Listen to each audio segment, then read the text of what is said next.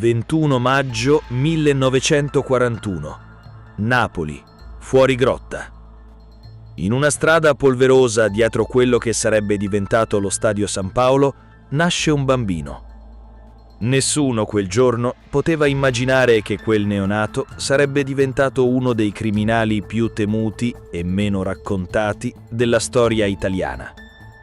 Il suo nome? Umberto Ammaturo, un uomo che ha attraversato mezzo secolo di criminalità organizzata, senza mai appartenere davvero a un solo clan.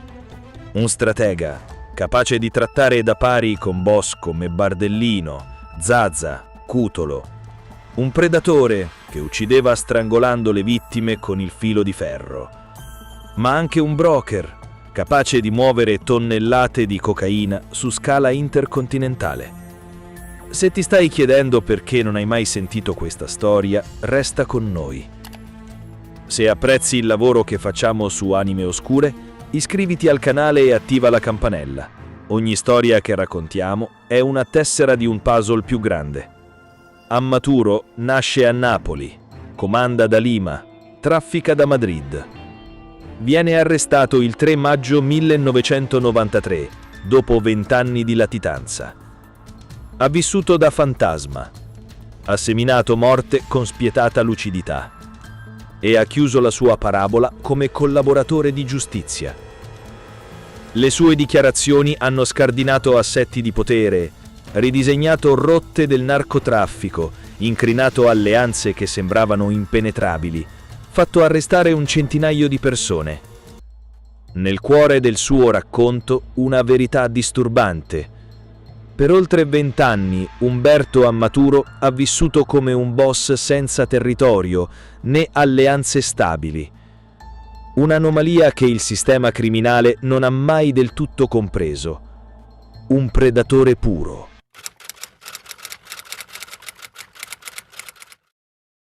Umberto Ammaturo nasce il 21 maggio 1941 a Napoli, nel quartiere Fuori Grotta, un rione popolare dove il confine tra legalità e crimine è sottile come una lama di rasoio. Suo padre gestisce un'attività vinicola a Fuori Grotta. Inizialmente il piccolo Umberto lavora lì come garzone. La famiglia vive in difficoltà economiche nonostante l'attività commerciale. La madre muore quando Umberto ha 7 anni, lasciando il padre a crescere 6 figli da solo. Il bambino cresce in strada, in un contesto di miseria, traffici minori e sopravvivenza. L'infanzia di Ammaturo è segnata dalla perdita materna e dalla necessità di arrangiarsi. Stufo di fare il garzone, si dà da fare con qualche furtarello. A 14 anni finisce nel carcere minorile Filangieri di Napoli, dove fa il primo apprendistato come malavitoso. È qui che impara le prime regole del mondo criminale, dove si forgiano caratteri destinati a segnare la storia della camorra. Negli anni 50 il contrabbando è la spina dorsale dell'economia sommersa napoletana. Sigarette americane, caffè, penicillina. Scarcerato dal Filangieri, ormai maggiorenne, oltre a continuare a rubare, si cimenta nelle estorsioni. Si inserisce nei traffici del porto di Santa Lucia, grazie a contatti con piccoli trafficanti e marittimi. Ma la sua ambizione va oltre. Ha un'intelligenza lucida, organizzativa e una tendenza precoce alla violenza che lo distingue dai suoi coetanei. Non urla, non minaccia, agisce. È un ragazzo che osserva, valuta e colpisce con precisione chirurgica. Fu arrestato per la prima volta nel 1962, quando aveva 20 anni. È già noto come Upazzo, un soprannome che gli rimane addosso per via di un comportamento ambiguo, spesso simula stati psichiatrici per sottrarsi alla giustizia. Ma c'è dell'altro. Secondo i verbali processuali emersi anni dopo, uccide in modo anomalo, intimo, feroce. Lui stesso si autoaccuserà di una quindicina di assassini, la maggior parte dei quali eseguiti mediante strangolamento della vittima con il filo di ferro. Questo diventa il suo marchio distintivo.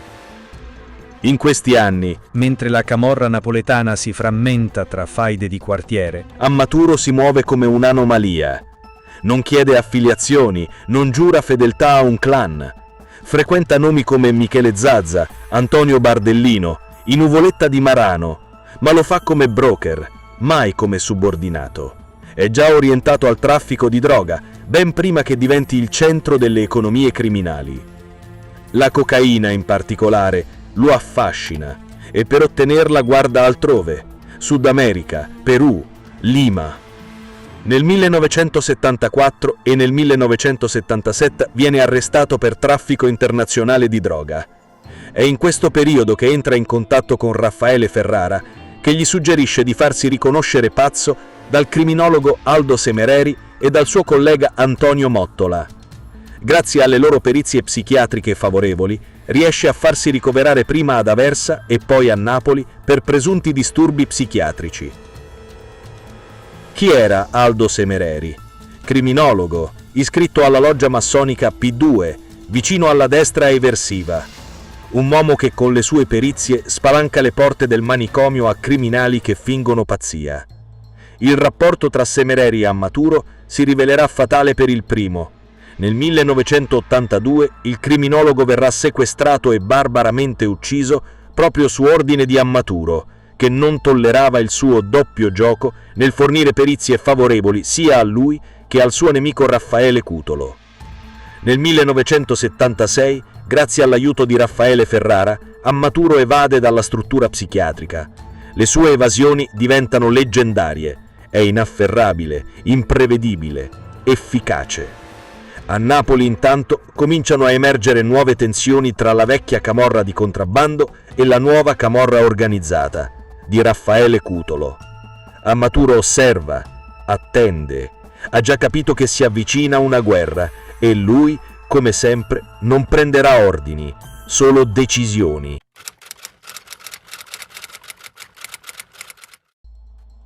Nel 1979 il nome di Raffaele Cutolo inizia a dominare la cronaca nera.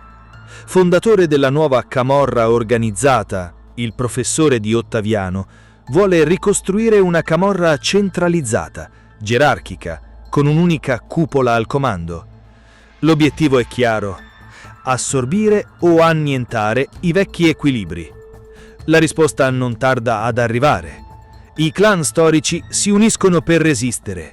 Nasce così la nuova famiglia, una federazione di boss che vede alleati Carmine Alfieri, Michele Zazza, Antonio Bardellino, in Nuvoletta di Marano e Umberto Ammaturo.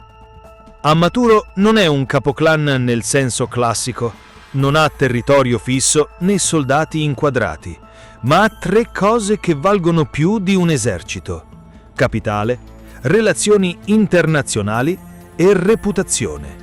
Il suo contributo alla guerra è decisivo, anche se spesso nell'ombra. In pubblico mantiene il basso profilo, ma dietro le quinte è uno dei referenti più influenti della componente esterna della nuova famiglia, quella che controlla i traffici internazionali di cocaina. Uno degli episodi più controversi del suo coinvolgimento è l'attentato del 31 maggio 1981, quando un'autobomba esplode nei pressi della villa di Raffaele Cutolo, a Ottaviano.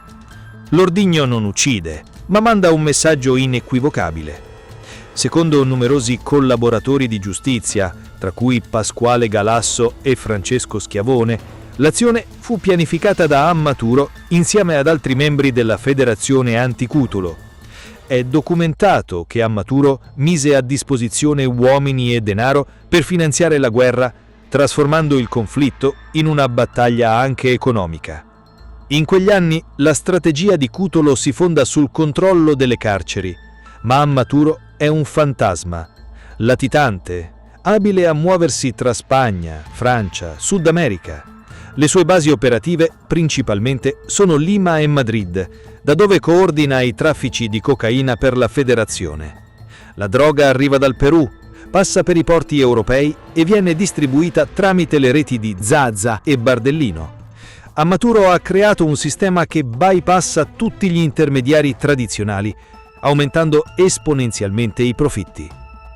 Nel corso della guerra, che si protrae sanguinosa fino al 1983-84, la nuova famiglia riesce gradualmente a prevalere.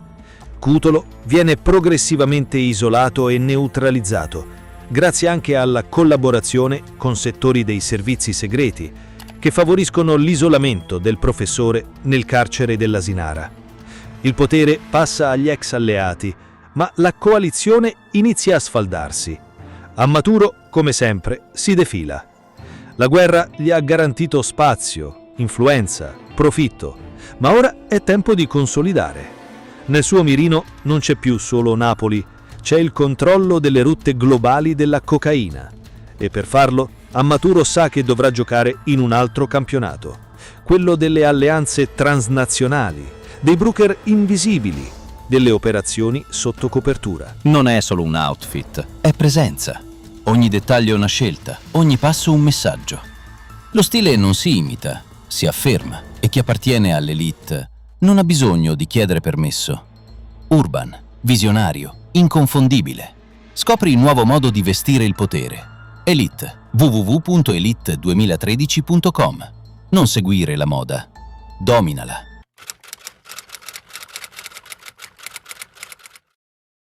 Del 1965 Umberto Ammaturo incontra Assunta Pupetta Maresca, figura leggendaria della criminalità napoletana.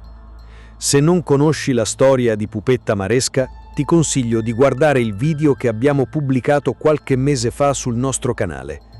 È una delle storie più incredibili e drammatiche della criminalità italiana.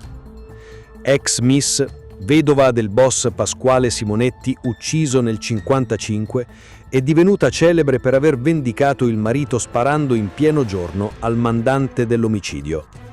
Donna di sangue e di ombre, Pupetta si lega ad Ammaturo con un rapporto tempestoso, passionale, segnato da sfiducia e violenza.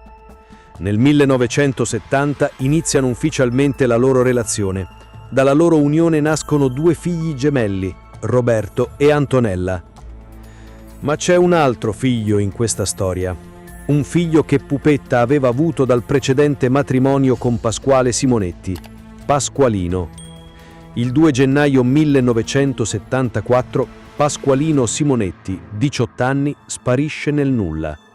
Nessun riscatto, nessun testimone, nessuna rivendicazione. Le indagini si aprono subito ma portano a un vicolo cieco. Le voci si moltiplicano: rapimento mafioso, vendetta trasversale, fuga, omicidio. Niente di confermato. Assunta Maresca accusa direttamente Umberto Ammaturo, sostenendo che il ragazzo fosse a conoscenza di attività illecite e che rappresentasse un problema. Lo descrive come un patrigno crudele, assente, pericoloso. Secondo la sua versione, Pasqualino avrebbe scoperto troppo sui traffici di Ammaturo e per questo sarebbe stato eliminato. Ma la giustizia non trova mai riscontri solidi. Ammaturo respinge ogni accusa e viene processato per l'omicidio del giovane. Nel 1975 il verdetto è l'assoluzione per insufficienza di prove. Dichiarerà anni dopo, durante la collaborazione con i magistrati, di non sapere nulla della sorta del ragazzo. Le autorità indagano, ma nel tempo il caso si spegne. Il corpo non viene mai ritrovato. La denuncia di scomparsa resta aperta, ma gli archivi si riempiono di polvere. Per Pupetta è una ferita mai sanata, per Ammaturo una macchia ambigua nel suo passato che lo accompagnerà per sempre. Alcuni collaboratori, tra cui Luigi Giuliano, raccontano che quel ragazzo sapeva troppo. Altri affermano che dietro la scomparsa ci fosse un conflitto familiare mai esploso del tutto. C'è chi sostiene che Pasqualino fosse diventato un testimone scomodo, chi invece parla di un incidente finito male. Nessuna prova definitiva, solo sospetti, silenzi e un nome che non è mai stato dimenticato. Se vuoi conoscere meglio la storia di Pasquale Simonetti, Pascalone De Nola e capire meglio questo intreccio familiare, scrivi nei commenti. Potrebbe essere il soggetto del nostro prossimo video. È in questo clima di ambiguità che Ammaturo rafforza il suo isolamento. Vive tra Lima, Madrid e il Marocco. Si circonda di donne diverse, cambia identità, cambia volto. Ma la sua relazione con Pupetta è l'ombra di quella scomparsa, lo accompagneranno per sempre.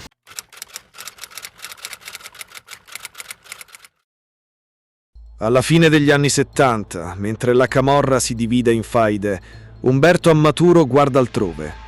Capisce prima di altri che la vera ricchezza non si trova più nei mercati rionali, ma nei container intercontinentali. La cocaina è il nuovo oro e lui ha già in mano le chiavi d'accesso. Le rotte passano per il Perù, dove Ammaturo stabilisce una delle sue basi principali. È qui che costruisce una rete dei contatti che lo renderà uno dei principali broker internazionali. Inizia a trattare direttamente con i produttori andini, saltando gli intermediari colombiani. Utilizza navi mercantili, container camuffati e persino diplomatici corrotti. La droga viaggia verso Spagna, Francia, Italia e rientra nel circuito europeo tramite i porti di Rotterdam, Barcellona e Napoli. Ammaturo non è solo un compratore, è un architetto di rotte commerciali clandestine. Il suo nome a questo punto compare nei report della DEA americana e dell'Interpol. Viene definito dai rapporti investigativi uno dei principali fornitori di cocaina per i mercati europei. È incluso nella lista dei 30 latitanti più pericolosi d'Italia, un riconoscimento che certifica la sua importanza nel panorama criminale internazionale. Durante le indagini internazionali degli anni '80 emerge la mappa di un impero che si estende su 3 continenti, con referenti in Casablanca, Panama, Madrid, Anversa, e la logistica di un'organizzazione che gestisce flussi intercontinentali di narcotici. La sua influenza è tale che, secondo alcuni collaboratori, avrebbe finanziato autonomamente spedizioni da oltre 1 tonnellata con navi private. I guadagni si calcolano in miliardi di lire. Nessun clan campano all'epoca dispone di una struttura così sofisticata. Eppure Ammaturo resta invisibile, un fantasma che muove montagne di polvere bianca senza mai apparire davvero. Ma l'espansione ha un prezzo. I suoi spostamenti diventano più rischiosi, le indagini si intensificano e anche tra i suoi alleati iniziano a sorgere tensioni. Ammaturo lo sa. Ogni impero ha un punto di rottura.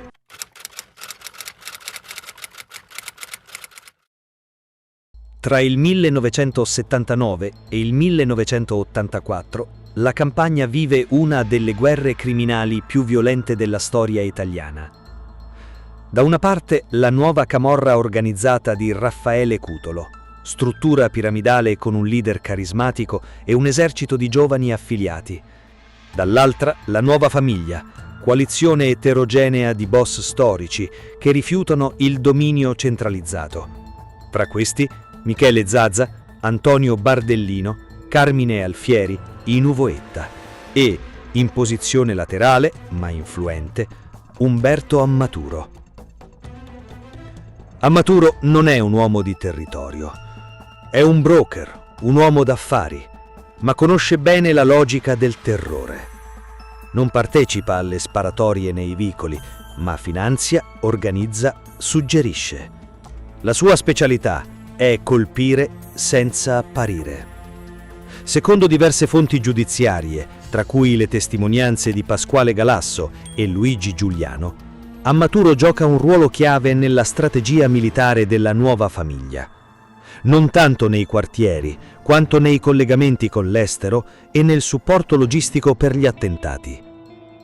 Il caso più controverso è quello dell'autobomba esplosa il 31 maggio 1981 nei pressi della villa di Raffaele Cutolo, a Ottaviano. L'attentato non fa vittime, ma rappresenta uno spartiacque.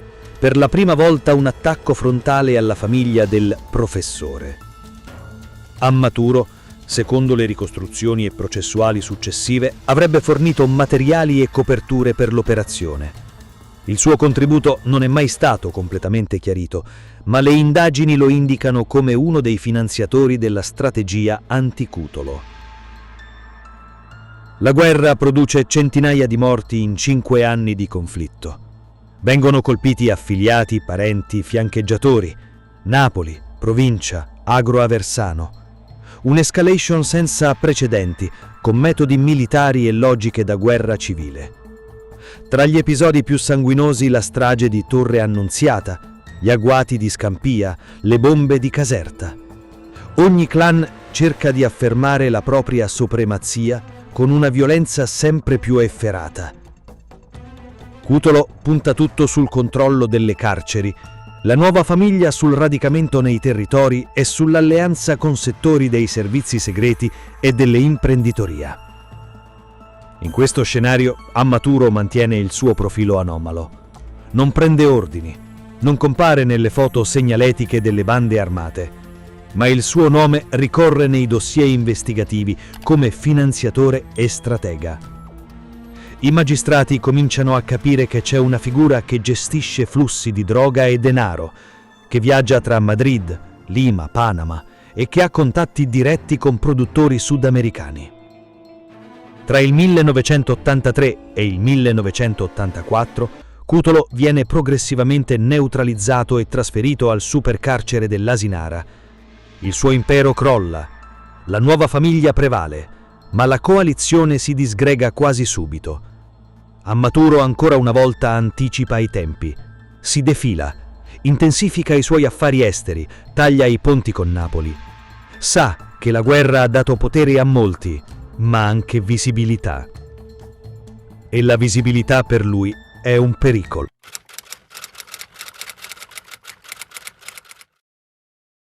Dopo la dissoluzione della nuova famiglia, a metà anni '80, Umberto Ammaturo capisce che è tempo di scomparire.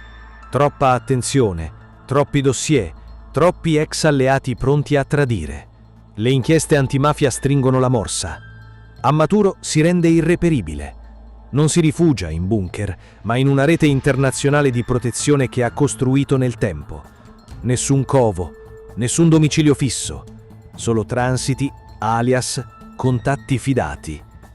Tra il 1985 e il 1993 è ufficialmente uno dei latitanti più pericolosi d'Europa. Vive tra Madrid, Casablanca, Lima e Sao Paulo. Non interrompe i suoi affari, al contrario, rafforza i rapporti con i cartelli peruviani e boliviani. Le spedizioni continuano, spesso da porti africani, verso l'Europa del Nord. Le indagini lo accreditano come fornitore diretto di cocaina per le famiglie camorristiche siciliane e calabresi. Ma lui non appare mai. Nessuna intercettazione, nessuna foto recente. Il 26 maggio 1988 Antonio Bardellino viene ucciso in Brasile da Mario Iovine con cui aveva avuto contrasti. Era l'ultimo alleato stabile rimasto. Ammaturo si isola ancora di più. Taglia i contatti con la Campania. Lavora solo con fiduciari. La sua figura si mitizza. Per alcuni è morto, per altri si è rifatto il volto, per altri ancora è protetto da servizi deviati. La realtà è più semplice e più inquietante. Ammaturo è vivo, operativo e ha imparato a non lasciare tracce. Le autorità italiane intensificano la caccia. Il ROS dei Carabinieri, la DDA di Napoli, l'Interpol e la DEA americana collaborano per rintracciarlo. Vengono monitorati movimenti bancari, spedizioni navali, operazioni immobiliari. Un dossier dell'epoca lo definisce un broker criminale con potere superiore a interi clan. La sua capacità di muoversi tra 3 continenti senza lasciare tracce lo rende un caso di studio per le agenzie investigative internazionali. Nel 1992 una segnalazione localizza Ammaturo in una villa a Surco, quartiere residenziale di Lima. Le autorità decidono di non agire immediatamente. Si attende il momento giusto. Non basta arrestarlo, bisogna mappare la rete.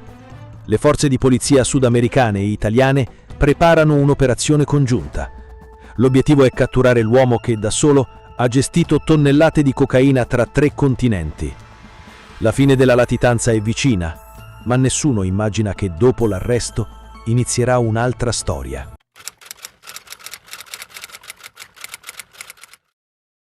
Il 3 maggio 1993 la polizia peruviana fa irruzione in una villa del quartiere Surco, a Lima. Umberto Ammaturo è lì, solo, sotto falso nome, con documenti diplomatici contraffatti.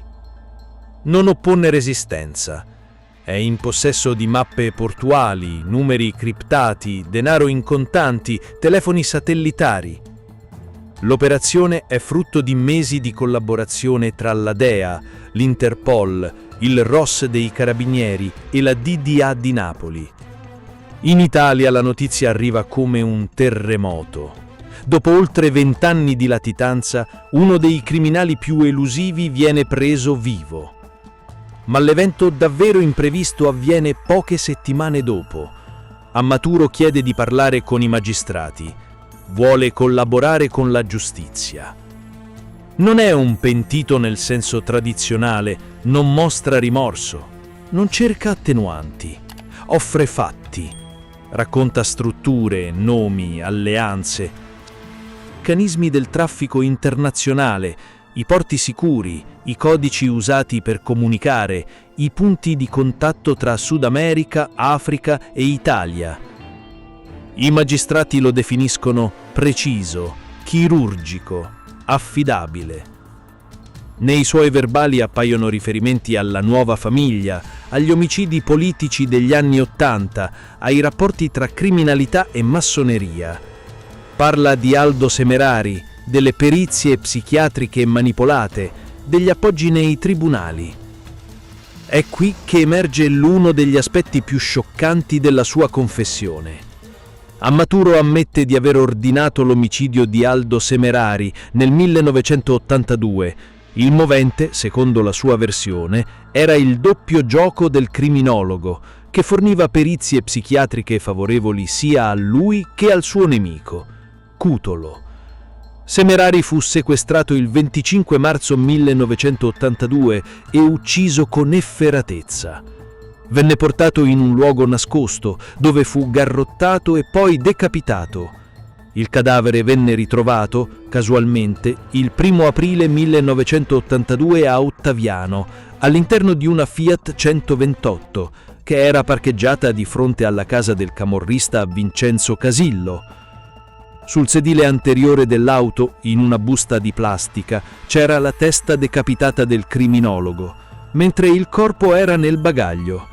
Un omicidio che sconvolse l'opinione pubblica per la sua brutalità. Nelle sue confessioni, Ammaturo si autoaccusa di una quindicina di assassini, la maggior parte dei quali eseguiti mediante strangolamento della vittima con il filo di ferro. Ricostruisce l'autobomba contro Cutolo, gli scontri con i Nuvoretta, la rete finanziaria costruita tra Lima e Panama. Le sue dichiarazioni aprono scenari inquietanti sui collegamenti tra criminalità organizzata e apparati dello Stato. Viene trasferito in Italia sotto protezione, testimonia in processi chiave, le sue rivelazioni aprono nuove piste investigative, smantellano strutture rimaste intatte per anni, incrinano equilibri fra clan e politica. Processato con rito abbreviato, viene condannato nel 1995 a 29 anni di carcere per 19 omicidi e 4 tentati omicidi. Le dichiarazioni di Ammaturo fanno arrestare un centinaio di persone, tra cui boss di rilievo come Luigi Giuliano, Michele Zazza e Mario Fabrocino. Ma su un punto Ammaturo resta ambiguo. La scomparsa di Pasqualino Simonetti, i magistrati lo interrogano. Lui nega ogni coinvolgimento diretto, dice di non sapere i dettagli. Il mistero resta. Nessuna prova definitiva, nessuna confessione completa. Il suo ruolo di collaboratore è definito anomalo, non cerca visibilità, non rilascia interviste, non partecipa al dibattito pubblico. Parla solo nei verbali, solo in aula, solo quando ha qualcosa da documentare. Per anni il suo contributo resterà uno dei più consistenti e più inquietanti nel panorama delle collaborazioni giudiziarie italiane.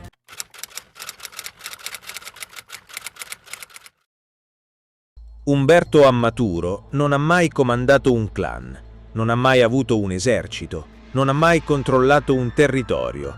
Eppure ha lasciato un'impronta profonda sulla criminalità organizzata italiana. Le sue attività hanno anticipato modelli operativi che sarebbero diventati dominanti negli anni 2000 reti fluide, traffici transnazionali, strutture senza centro visibile. Le sue dichiarazioni nei processi che hanno seguito il suo pentimento hanno ridefinito l'approccio giudiziario al narcotraffico. Non più solo clan e territori, ma flussi, logistica, brokeraggio criminale. Ammaturo ha svelato i contatti tra cartelli sudamericani e organizzazioni italiane, tra porti africani e banche europee. Ha parlato di sistemi, non solo di uomini. Il suo nome è citato nei dossier della DIA, nei report Interpol, nei manuali della Guardia di Finanza. È diventato fonte primaria per la comprensione del passaggio tra la camorra di sangue e quella di capitale. Ma nonostante l'importanza delle sue rivelazioni, la sua figura è rimasta ai margini della narrazione pubblica. Nessun libro ufficiale, nessuna fiction, nessun memoriale. Forse perché Ammaturo è irrappresentabile, non ha codici d'onore da esibire, non ha un quartiere da difendere, non ha una redenzione da raccontare. È stato violenza pura, ma anche calcolo puro. Un predatore mimetico che ha attraversato guerre, alleanze, faide e ne è uscito sempre prima che crollassero. Secondo fonti giudiziarie, oggi vive sotto protezione, probabilmente all'estero. Gli è stata cambiata l'identità, ha una nuova vita, lontano dai riflettori. Non compare nei programmi di rieducazione, non si è mai esposto pubblicamente. La sua è una seconda scomparsa, questa volta volontaria. Ma ogni volta che si parla di cocaina in Europa, ogni volta che si indagano le rotte internazionali tra Lima e Napoli, ogni volta che si tenta di decifrare la criminalità senza bandiere, il suo nome ritorna. Come una struttura fantasma, come un segnale che il potere spesso è dove non si vede.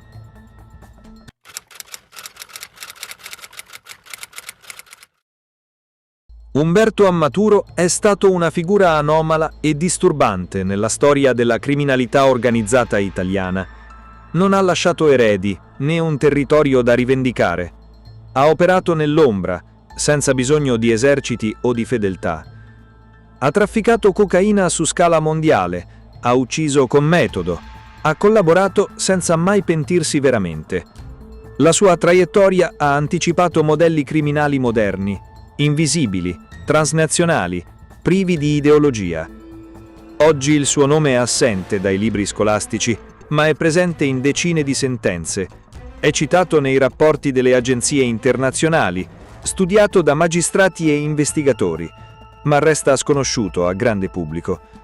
Forse perché raccontare la sua storia non consola, non offre morale, non offre riscatto. Se questo documentario ti ha fatto riflettere, scrivici nei commenti. Cosa ti colpisce di più della figura di Ammaturo? Il suo silenzio? La sua lucidità? O il fatto che un uomo solo abbia saputo manipolare sistemi criminali interi senza mai essere davvero visto? Iscriviti ad Anime Oscure per continuare il viaggio nei meccanismi nascosti del potere criminale italiano. Ogni storia è una tessera di un puzzle più grande e ogni dettaglio può cambiare la prospettiva. Dimmi nei commenti quale storia vorresti sentire nel prossimo episodio. Il crimine organizzato italiano ha ancora molti segreti da svelare e ogni segreto ha il suo prezzo.